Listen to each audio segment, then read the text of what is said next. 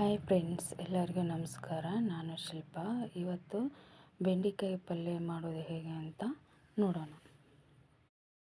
ಮೊದಲಿಗೆ ಈ ಥರ ಬೆಂಡೆಕಾಯನ್ನು ಹೆಚ್ಕೊಂಡು ಇಟ್ಕೋಬೇಕು.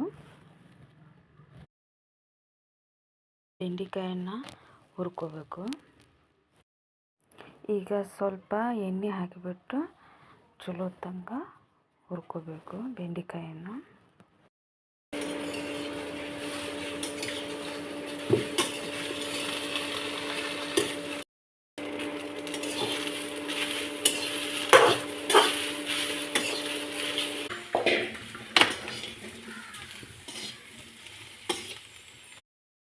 ನೋಡ್ರಿ, ಈ ಥರ ಬೆಂಡೆಕಾಯನ್ನ ಹುರ್ಕೋಬೇಕ್ರಿ.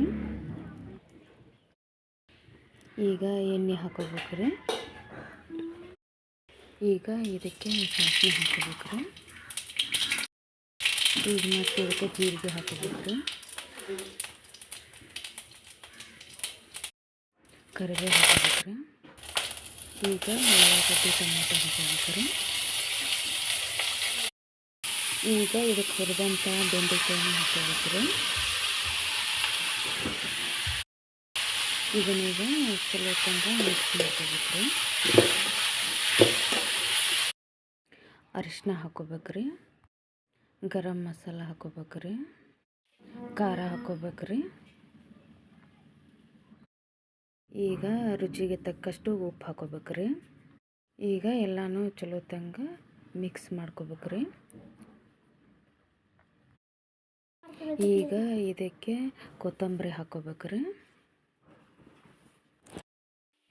ಈಗ ಇದಕ್ಕೆ ಸ್ವಲ್ಪ ನೀರು ಹಾಕ್ಕೊಂಡು ಈಗ ಎಲ್ಲನೂ ಸ್ವಲ್ಪ ಮಿಕ್ಸ್ ಮಾಡ್ಕೋಬೇಕ್ರಿ.